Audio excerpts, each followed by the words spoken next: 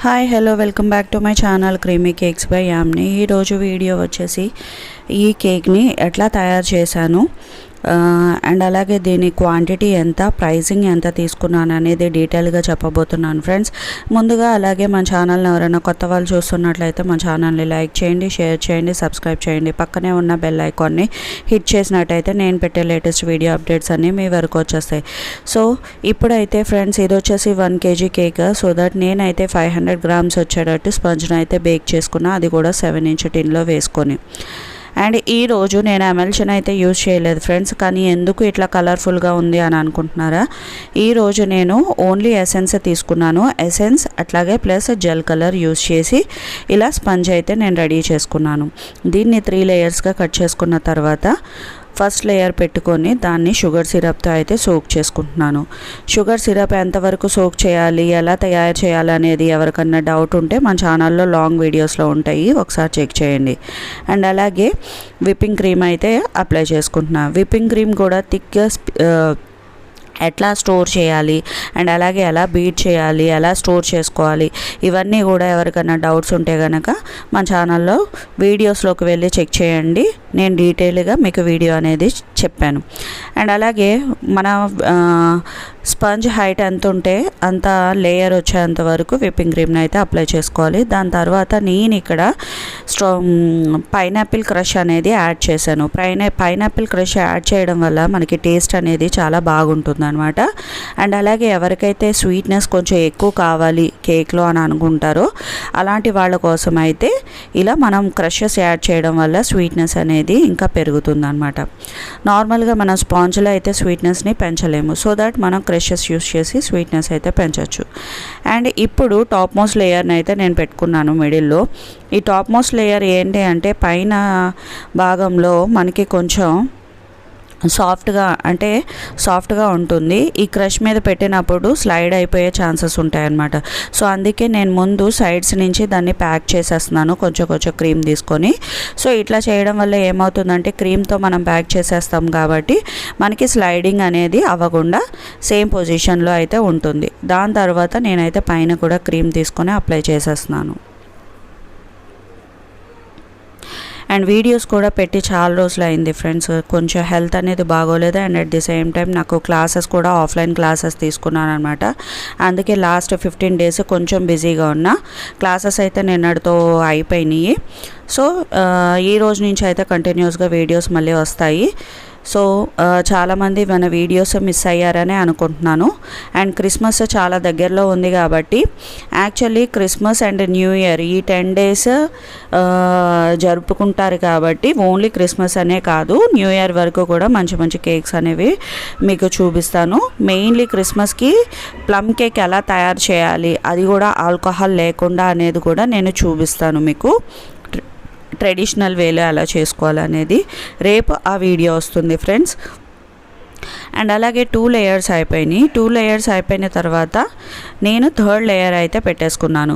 ఈరోజు వీడియో కొంచెం నేను స్లోగా చూపిస్తున్నాను. దాని ద్వారా ఏంటంటే బిగినర్స్కి ఎట్లా చేయాలనేది వర్క్ తెలుస్తుందని. అదే నేను బాగా ఫాస్ట్ ఫార్వర్డ్లో పెట్టేస్తుంటే అర్థం అవ్వట్లేదు అనమాట. చాలామంది మళ్ళీ సేమ్ క్వశ్చన్స్ అడుగుతున్నారు.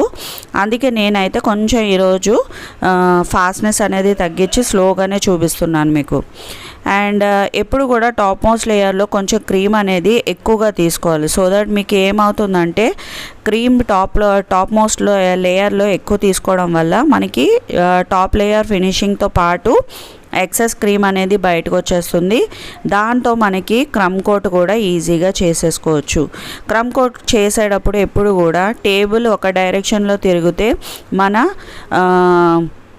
క్రీమ్ చెయ్య తిప్పే పొజిషన్ ఆపోజిట్ డైరెక్షన్లో ఉండాలి. సో అప్పుడే మనకి నీట్గా ఫినిషింగ్ అనేది వస్తుంది. ఇప్పుడైతే బోర్డు మీద కొంచెం క్రమ్స్ అయ్యి ఉన్నాయన్నమాట. సో క్రమ్స్ అవన్నీ అయితే నేనైతే నీట్గా క్లీన్ చేసుకున్నాను. క్రమ్స్ క్లీన్ చేసుకోకపోతే మనకు ఆ క్రమ్స్ పద్దాక అడ్డుగా ఉంటుంది, అట్లాగే మన క్రీమ్లో కూడా మిక్స్ అయిపోతుంది అనమాట. సో ఇప్పుడు చూడండి ఫ్రెండ్స్, నేనైతే సైడ్ ఫినిషింగ్ ఎలా చేస్తున్నానో కొంచెం కొంచెంగా క్రీమ్ తీసుకొని అప్లై చేసుకుంటూ వెళ్ళాలి. అంటే ఇంచుమించు మీకు హాఫ్ డయామీటర్ విడ్త్ వచ్చేంత వరకు మీరు అప్లై చేస్తూ వెళ్ళాలి. ఒకేసారి పైపింగ్ బ్యాగ్లో వేసుకొని మీరు చేసినట్టయితే పైపింగ్ బ్యాగ్లో నుంచి ఎయిర్ బబుల్స్ అనేవి రిలీజ్ అయ్యి మీ క్రీమ్ టెక్స్చర్ అనేది ఖరాబ్ అయ్యే ఛాన్సెస్ ఉంటాయి. అందుకే ఎప్పుడు కూడా ప్యాలెట్ నైఫ్తో చేయడానికి అయితే మీరు ట్రై చేయండి. ఇట్లా మీరు నేర్చుకున్నట్టయితే ఎంతటి పెద్ద కేక్ అయినా ఈజీగా చేయగలుగుతారు. సో ఇట్లా సైడ్స్ ఫినిషింగ్ అయిపోయిన తర్వాత ఎక్సెస్ క్రీమ్ వెళ్ళి పైన జమ అవుతుంది. సో దాన్ని కూడా మీరైతే నీట్గా క్లీన్ చేసుకోండి. అండ్ ఇప్పుడు వచ్చేసి నేను కేక్ కోమ్ తీసుకున్నాను. ఎవరికైనా ఫినిషింగ్ చేసేటప్పుడు ఇబ్బందిగా ఉన్నా, సరిగా ఫినిషింగ్ అవ్వకపోయినా మీరు ఇలా కేక్ కోమ్స్ అనేవి యూజ్ చేశారంటే ఈ కేక్ కోమ్ కూడా మీరు 45 డిగ్రీ యాంగిల్లో పెట్టాలి. అండ్ అలాగే లోపల వరకు గుచ్చకుండా పైన పెట్టి మీరు స్క్రాప్ అవుట్ చేసినట్టయితే నీట్గా డిజైన్ అనేది ఫామ్ అయిపోతుంది. అండ్ అలాగే ఎక్సెస్ క్రీమ్ పైన ఉంటుంది కదా, దాన్ని కూడా నీట్గా రిమూవ్ చేసుకోండి. బిగినర్స్ మీరు ఇది గుర్తుపెట్టుకోండి, కొంచెం అయితే టఫ్, మీకు ఫినిషింగ్ అది నీట్గా వచ్చేంత వరకు మీరైతే క్లీన్ చేసుకుంటూనే ఉండాలి. ఇలా ఎన్నిసార్లు క్లీన్ చేయాలంటే మీకు నీట్ ఫినిషింగ్ వచ్చేంత వరకు మీరు క్లీన్ చేసుకుంటూనే ఉండాలి. అండ్ ఇట్లా పైన రౌండ్ షేప్ ఉన్న ప్యాలెట్ నైఫ్ని తీసుకొని నేనైతే ఇలా స్పైరల్ డిజైన్ అయితే వేసుకున్నాను ఫ్రెండ్స్. అండ్ ఇప్పుడు కింద బోర్డు మీద ఉన్న క్రీమ్ కూడా మీరు నీట్గా టిష్యూతో క్లీన్ చేసుకోండి. ఇప్పుడు నేను రెడ్ కలర్ క్రీమ్ అయితే ఫిల్ చేసుకున్నాను. నోజల్ నెంబర్ వచ్చేసి 14 నెంబర్ అనమాట. అండ్ ఇలా స్పైరల్ వేవ్ లాగా నేను వేసుకుంటున్నాను. ఈ డిజైన్ కూడా చాలా యూనిక్గా అనిపిస్తుంది. సో కింద పైన కూడా నేను సేమ్ డిజైన్ వేస్తాను. ఈ డిజైన్ వల్ల చూడండి మన కేక్ విడ్త్ కూడా చాలా పెద్దగా కనిపిస్తుంది కదా. సో ఈ డిజైన్ కూడా ఒకసారి ట్రై చేసి చూడండి, చాలా బాగుంటుంది. హాఫ్ కేజీ కేక్ అయితే మీకు మొత్తం స్పేస్ అనేది చాలా తక్కువ ఉంటుంది కాబట్టి మోస్ట్లీ మీరు 1 కేజీ కేక్ మీద అయితే ట్రై చేసి చూడండి, చాలా బాగుంటుంది. అండ్ అలాగే నాకు స్పేస్ ఎక్కువ, చిన్నగా వేసినట్టయితే స్పేస్ ఎక్కువ మిగిలిపోతుందా అని అనిపించింది. సో అందుకే నేను ఈ డిజైన్ ప్రిఫర్ చేశాను. అండ్ మనకి కస్టమర్ ఇచ్చింది ఫోటో ప్రకారంగా మనం చేయాలి కాబట్టి హస్బెండ్ అండ్ అలాగే డాడ్ అని నేమ్స్ అయితే నేను ఇట్లాగా లెటర్స్ అయితే నేను ఫాండెంట్ కట్టర్తో కట్ చేసుకొని పెట్టుకున్నాను ముందే.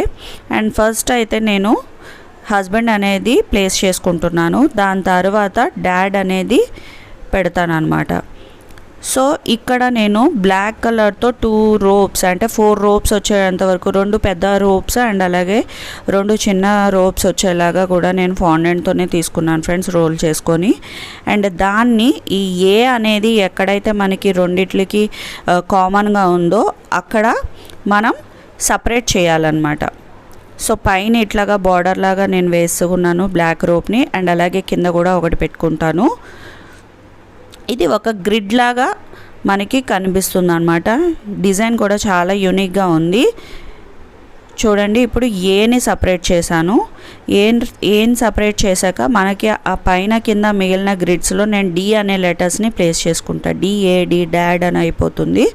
సో ఇదేంటంటే కేక్ వైఫ్ తరపు నుంచి అండ్ అలాగే పిల్లల తరపు నుంచి గిఫ్ట్ హస్బెండ్కి ఇవ్వడం కోసం ఇట్లా అయితే డిజైన్ క్రియేట్ చేసామన్నమాట. అండ్ అలాగే 4 కార్నర్స్లో 4 హార్ట్స్ అయితే ప్లేస్ చేసుకుంటున్నా. And happy birthday tag and అలాగే కొన్ని స్ప్రింకిల్స్ అయితే నేను స్ప్రెడ్ చేశాను అనమాట. మీకు ఎలా అనిపించింది ఈ కేక్ అనేది కమెంట్ సెక్షన్లో కమెంట్ చేయండి. అండ్ ఈ కేక్ ప్రైస్ వచ్చేసి నేను 750 ఛార్జ్ చేశాను. అంటే ఫాండెంట్ యూజ్ చేసినా కూడా నేను ఎక్కువ ఛార్జ్ చేయలేదు, ఎందుకంటే మీకోసం ఏదో ఒక కొత్త కేక్ డిజైన్ అయితే చూపించాలని చెప్పి నాకు కొంచెం లాస్ వచ్చినా కూడా నేను 750కే తీసుకున్నాను అనమాట. సో హోప్ ఈ వీడియో అయితే మీ అందరికీ నచ్చింది, యూస్ఫుల్ అవుతుందని ఆశిస్తున్నాను. అండ్ అలాగే కొత్త వాళ్ళు మన ఛానల్ని లైక్ చేసి షేర్ చేసి సబ్స్క్రైబ్ చేసుకోండి. అండ్ ఇలాంటి వీడియోస్ కోసం మన ఛానల్ అయితే చూస్తూ ఉండండి. మరొక వీడియోతో మళ్ళీ కలుద్దాం.